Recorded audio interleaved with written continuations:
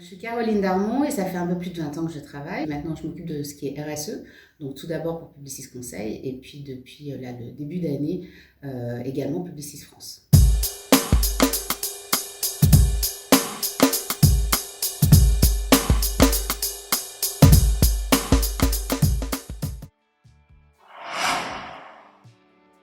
En tant qu'agence de communication, on est responsable, à mon sens, de toutes les campagnes de communication qu'on sort. Et puis après, on dit souvent que la publicité, c'est le reflet de la société. Et donc du coup, qu'on essaye toujours soit d'être exactement le reflet, soit même potentiellement d'avoir un temps d'avance par rapport à ça. Donc pour moi, c'est de nouveau de notre responsabilité de montrer l'inclusion, quelle qu'elle soit d'ailleurs, qu'on parle de l'égalité homme-femme, que l'on parle par exemple de l'inclusion des personnes en situation de handicap ou autre. Et donc nos diffusions, nos communications doivent refléter en effet cette inclusion.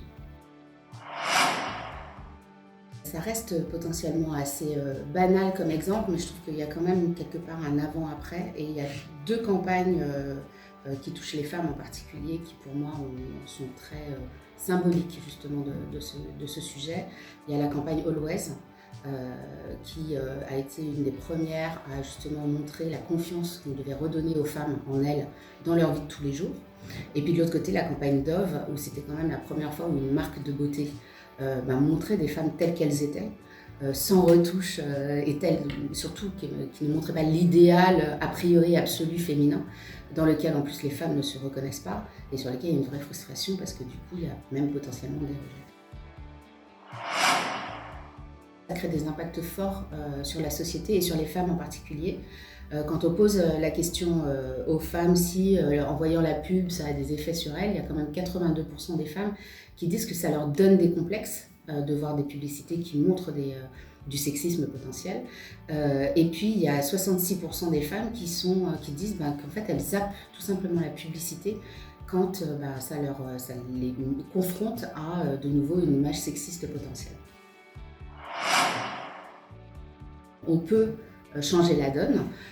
Tout simplement, c'est travailler le déficit de la représentation des femmes dans la publicité, arrêter les clichés et les stéréotypes dans la pub.